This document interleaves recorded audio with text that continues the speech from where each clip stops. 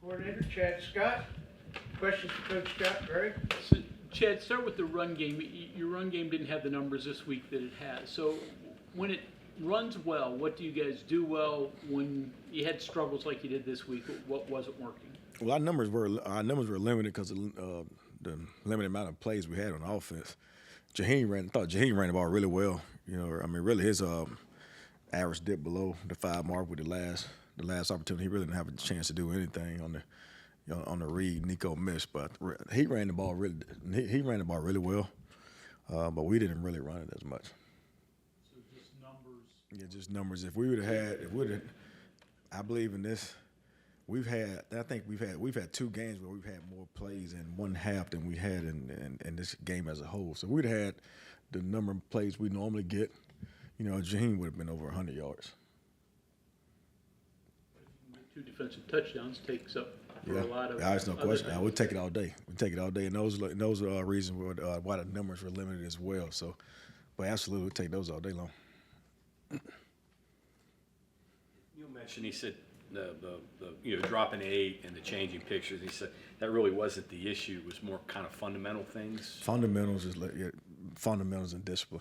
Honestly, what they didn't really create issues for us. We create issues on our own with the lack of fundamental play and the lack of discipline.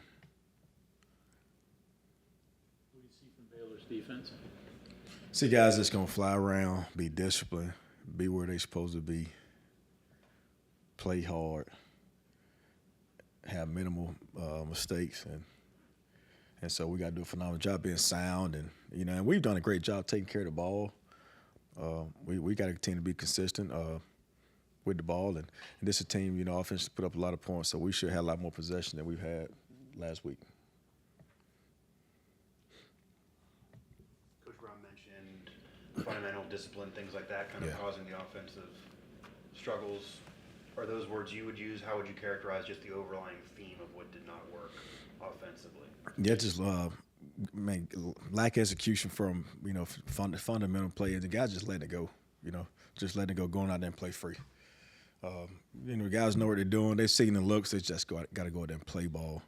When you play against teams that's going to run the ball and eat the clock, control the time of possession, you got to capitalize on the opportunities you got offensively with scores, and that's the one thing we can't emphasize all week. They're going to run the ball. They're going to eat at the clock, try to keep our offense off the field, so we got to capitalize on our offensive possessions, ending those drives with scores. And a lot of the times we didn't end drives with scores because of lack of execution from fundamental play or lack of discipline. You get the feeling playing these guys that you're going to have to outscore them maybe a little bit because other than Utah, they put points on the board. Yeah. It's just about everybody, and they move the ball. Is that kind of the feeling you get? We do. And we had a saying that once we get in the red zone, we got to score. We got to score touchdowns. We got to score touchdowns in the red zone. I think we were 2 for 3 the other day. Like I said, obviously we got to get there more, but we got to score touchdowns in the red zone. What is the problem when Hudson Clement's not on the field? It limits your big play guy. So how big of a factor is it when he's out? Always a huge factor when any of them great players like Hudson Clement's out. He's a great player that's been productive for us all season, has a big play ability to stretch the field vertically. So anytime you get any one of these great players that we miss for any amount of time, particularly a whole game like he did, that always hurts. What did you give Robinson as a replacement? Robinson, he obviously had a big touchdown grab, phenomenal job hanging on to that ball with the contact was given on the catch.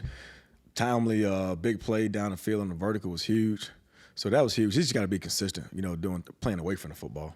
He's a phenomenal talent. He's got to be consistent playing away from the football. How do you get that through to somebody? Because like Neil mentioned that Fox blocking was pretty effective, and he said that when the ball isn't Robinson's way, he's got a little bit more productive, even if he's not catching it. Showing how it hurts the offense, which is what I did today.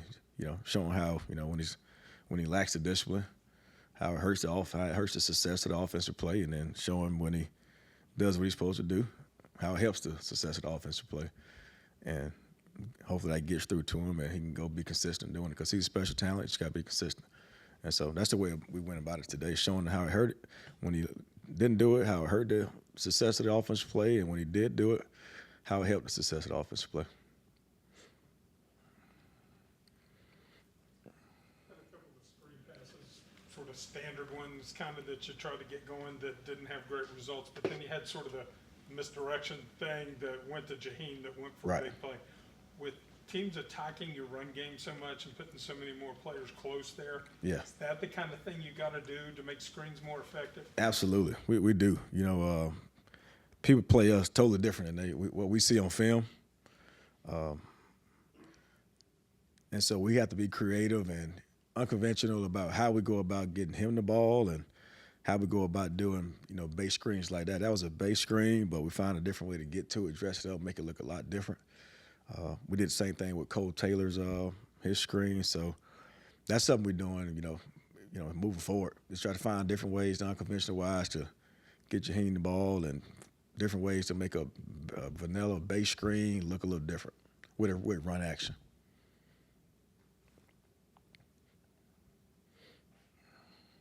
Okay, anything else for Coach? Thank you all.